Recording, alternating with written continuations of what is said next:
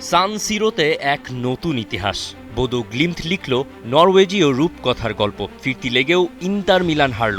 যে গল্প অবিশ্বাস্য, যে গল্পের নায়কও ভাবেননি এমনটাও যে হতে পারে, যে গল্পের উপসংহার ইঙ্গিত করছে ইউসিএল থেকে ইতালিয়ানদের বিদায় সন্নিকটে। আতলেতিকোর হিরো আলেকজান্ডার সোরলথ, নিউক্যাসল আর লেভারকুজেনও পার করেছে প্লে অফ বাধা।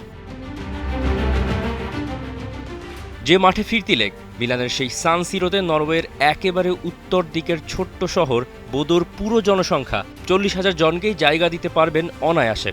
যে দল নভেম্বরের পর থেকে শুধুমাত্র চ্যাম্পিয়ন্স লিগেই কম্পিটিটিভ ফুটবল খেলছে, সেই বোদো গ্লিম্ট প্রথমবারের মতো ইউএফা চ্যাম্পিয়ন্স লিগের মঞ্চে এসে সবথেকে বড় অঘটনের একটি ঘটিয়েই ফেলল।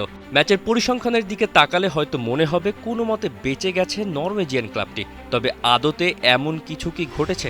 কারণ অনেক সময় পরিসংখ্যানও তো পুরো সত্য উন্মোচন করতে ব্যর্থ হয়।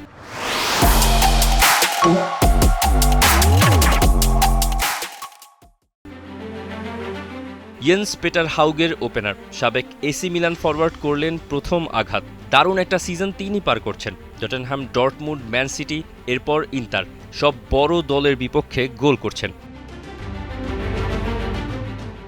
এরপর ইন্টারের জালে হাকোন এভজেনের ওই দুর্দান্ত গোল। বাস্তনি একটা শোধ করলেও অ্যাগ্রেগেটে 5-2 ব্যবধানে গত 3 সিজনের 2বারের ফাইনালিস্টকে রাউন্ড অফ 16 পর্যন্ত যেতে দিল না এই সিজনের ডার্ক হর্স বোদো গ্লিম্ট। গ্রুপ স্টেজে ম্যান সিটিকে হারিয়ে শুরু, এরপর মেট্রোপলিতানোতে গিয়ে আতলেতিকো মাদ্রিদকে কোণঠাসা করা। বোদো গ্লিম্টের লেটেস্ট ভিকটিম সেরি আর টেবিল টপার্স।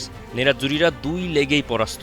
ইন্টার বস মেনেই নিয়েছেন হার। কিভুর বাণী, খেলোয়াড়দের সমালোচনা করার মতো কিছুই নেই আসলে। তারা মাঠে সব কিছুই চেষ্টা করেছে, আমরা নিজেদের সর্বোচ্চটা দিয়েছি, কিন্তু বোদোর ফুটবলাররা আমাদের চেয়ে বেশি এনার্জেটিক ছিল। তাদের অভিনন্দন জানাতে চাই, তারা পরের রাউন্ডে যাওয়ার জন্য যোগ্য দল।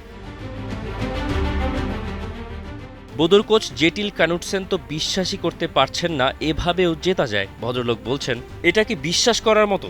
উত্তর দিকের একটা ছোট শহরের দল এমন কিছু কি করতে পারে? এটা অবিশ্বাস্য। প্রথমার্ধে আমরা বিপদেই ছিলাম, পরে গিয়ে চিত্রটা পাল্টেছে। যখন ওই দুর্দান্ত দ্বিতীয় গোলটা আমরা পেলাম, এরপর সবকিছুই নিয়ন্ত্রণে চলে আসে। মাঝে মাঝে ইউরোপের ডিফেন্স জবটা ঠিকঠাক করতে হয়, যেটা আজকে সব থেকে গুরুত্বপূর্ণ ছিল। দলের সবাই বিশ্বাস করেছে, পরিশ্রম করেছে। আমরা যে চ্যাম্পিয়ন্স লিগের সেরা 16 দলের ভেতর একটা, সেটা বিশ্বাসই হচ্ছে না। তিনি বিশ্বাস না করলেও এই সাফল্যের ভিত তার হাতেই গড়া। ফুটবলার দলে ভেরানোর সময় এক্স ফ্যাক্টর খোঁজা বা ইউরোপা লিগ, কনফারেন্স লিগে জায়ান্ট কিলিং মিশন। জেটেল কানুটসেন তার কোচিং ইউনিটে একজন সাবেক ফাইটার পাইলটও নিয়োগ দিয়েছেন, যিনি নিজ অভিজ্ঞতা দিয়ে ফুটবলারদের মানসিকভাবে শক্ত করে তুলেছেন। চ্যাম্পিয়ন্স লিগের রাতটাই ছিল যেন নরওয়েজিয়ানদের জন্য। সোরলথের হ্যাট্রিকে চ্যাম্পিয়ন্স লিগে অঘটন এড়িয়েছে আতলেতিকো। এই নিয়ে পরপর 2 ম্যাচে স্টার্ট পেয়ে 5 গোল দিয়েছেন আলেকজান্ডার। ম্যাচ শেষে শিষ্যকে প্রশংসায়ও ভাসিয়েছেন দিয়েগো সিমিওনে। রাতের অন্য 2 ম্যাচে লেভারকুজেন অলিম্পিয়াকোস ম্যাচ গোলশূন্য ড্র। অ্যাগ্রেগেটে রাউন্ড অফ 16-এ জার্মান ক্লাব। নিউক্যাসল 3-2 গোলে হারিয়েছে কারাবাককে। ম্যাকপাইদের শেষ 16-তে থাকাটাও প্রায় আগে থেকেই নিশ্চিত ছিল। এখন রাউন্ড অফ 16-এ বোদো গ্লিম্টের সম্ভাব্য প্রতিপক্ষ হতে পারে ম্যান সিটি বা স্পোর্টিং লিসবন। রোহি ব্লাঙ্কোস যাচ্ছে ইংল্যান্ডে, টটেনহাম বা লিভারপুল হবে প্রতিপক্ষ। একটা জমজমাট লড়াই আশাই করা যাচ্ছে। নিউক্যাসল হয়তো বার্সার বিপক্ষে খেলবে বা চেলসি, আর লেভারকুজেনের কপাল হয়তো পুড়েছে রাউন্ড অফ 16-এ যে তাদের ফেস করতে হবে আর্সেনাল কিংবা বায়ার্ন মিউনিখকে। Tousif Hasan, T Sports. For more updates, subscribe to our YouTube channel and click on the bell icon. Follow us on Facebook and Instagram. Download T Sports app to enjoy exciting games and highlights. Visit tsports.com.